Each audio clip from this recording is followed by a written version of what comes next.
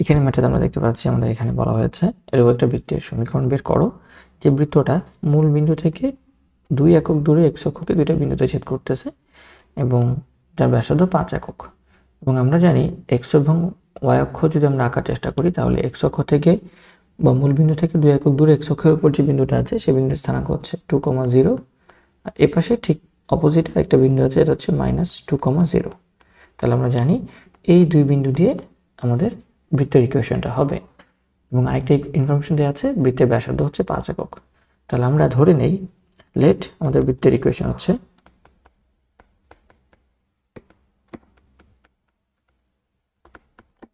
c = 0 তাহলে যেহেতু বৃত্তটা -2,0 দিয়ে যায় এবং 2,0 দিয়ে যায় তাহলে এই দুটো দিয়ে আমাদের ইকুয়েশনটা সিদ্ধ হবে তাহলে আমরা সিদ্ধ করে ফেলি সুতরাং আমরা বলতে পারি -2,0 দিয়ে যদি বৃত্তটা সিদ্ধ হয় তাহলে -2,0 বসায় দেই so -2 square plus 0 square plus 2 into g into -2 plus 2 into f into 0 plus c = 0 so এখান থেকে আমরা পাচ্ছি 4 আমাদের এখানে হচ্ছে -2 ইন্টু 2 সো -4g 4 4g এটা হচ্ছে 0 এবং এটা হচ্ছে c প্লাস c = 0 সো এটাকে এক নম্বর ইকুয়েশন দিতে পারো এটা যেহেতু আবার 2,0 দিয়ে সিদ্ধ হয় তাহলে আমরা এখানে 2,0 দিয়ে সিদ্ধ করে ফেলতে পারি अगेन 2,0 দিয়ে সিদ্ধ করলে 2 square plus 0 square plus 2 into g into 2 plus 2f y এর মান হচ্ছে আমাদের 0 প্লাস c = 0 সো এখান থেকে আসছে 4 প্লাস 4g প্লাস c = 0 এটাকে আমরা দুই নম্বর ইকুয়েশন দিতে পারি এবং তুমি দেখতে পাচ্ছ দুই জায়গায় c আছে আমরা চাইলে c কাটাকাটি করে এখান থেকে সলভ করে g এর মান বের করে ফেলতে পারি এবং c এর মানও বের করে ফেলতে পারি চাইলে রাইট সো আমরা সেটা করে ফেলতে পারি তাহলে আমরা সেটা করে ফেলি হ্যাঁ আমরা যেটা করি সেটা হচ্ছে আমরা 2 থেকে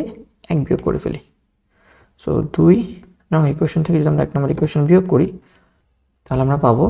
4 থেকে 4 কাটাকাটি চলে যাবে 4g আর এখানে মাইনাসে প্লাস হয়ে যাবে 8g হয়ে যাবে c কাটাকাটি চলে যাবে 0 সো আমরা বলতে পারি 8g = 0 এখান থেকে আমরা পাচ্ছি g = 0 তার মানে বৃত্তের কেন্দ্রের স্থানাঙ্ক -g, -f কেন্দ্রের ভুজ হচ্ছে 0 g এর মান পেয়ে গেছে 0 আর g এর মান যে কোনো একটা ইকুয়েশনে বসায় দাও তাহলে c এর মান পেয়ে যাবে সো আমরা যদি g এর মানটা 2 নম্বর ইকুয়েশনে বসায় দেই তাহলে আমরা 2 নম্বর ইকুয়েশন থেকে পাবো 4 plus 4 into 0 plus c = 0 so এখান থেকে আমরা পাচ্ছি c = -4 সো আমরা c এর মানও পেয়ে গেলাম আমরা g এর মানও পেয়ে গেছি c এর মানও পেয়ে গেছি अगेन আমাদের একটা অংশ দিয়ে দিয়েছে এখানে একটা ফর্মুলা দিয়ে অংশ সেটা হচ্ছে ব্যাসার্ধ 5 এবং আমরা জানি বৃত্তের ব্যাসার্ধের ইকুয়েশন হচ্ছে r = √g² + f² - c so এখানে r এর মান 5 আমরা উভয় পক্ষে স্কয়ার করে দিতে পারি তাহলে এটা হয়ে যাবে 25 = g এর মান 0 সো 0 স্কয়ার আর f এর মান হচ্ছে আমরা জানি না f² c এর মান হচ্ছে -4 সো -4 আর মাইনাস প্লাস 4 হয়ে যাবে সো আলটিমেটলি আমরা f এর মান পাচ্ছি f² = 25 - 4 that means 21 so f = আমরা পাচ্ছি ±√21 সো আমাদের f এর মানটাও কিন্তু আমাদের হয়ে গেছে ফাইন যদি f এর মান হয়ে যায় তাহলে আমরা বলতে পারি সুতরাং নির্ণেয় বৃত্তের সমীকরণ আমাদের বৃত্তের সমীকরণটা হবে x² + y² 2gx g এর মান 0 সো g বাদ 2fy so plus minus 2√f এর মান হচ্ছে 21y প্লাস c = c এর মান 4 -4 সো -4 = 0 এইট সো এটাই হচ্ছে আমাদের সেই নির্ণেয় বৃত্তের ইকুয়েশন তোমরা চাইলে এখানে আমাদের খলিফা সূত্র ইউজ করতে পারতে খলিফা সূত্র ইউজ করলে বড় সূত্রটা মুখস্থ করতে হতো সেখানে আমাদের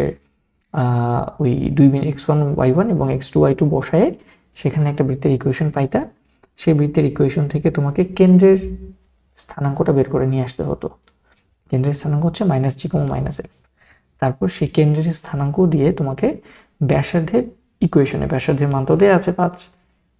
সেই ব্যাসার্ধে বসাতে হইতো। সেই ব্যাসার্ধে বসালে তুমি কে এর মান পেয়ে যাইতা, আর সেই কে এর মান দিয়ে তুমি ফাইনাল ইকুয়েশন পেয়ে যাইতা। আমার মনে হয় তুমি দুইভাবেই চেষ্টা করতে পারো। This is a better way then তোমাদের আগের বা খলিফার সূত্র দিয়ে দেওয়ার থেকে, ঠিক আছে? সো হোপফুলি আমরা এটা বুঝতে পারছি।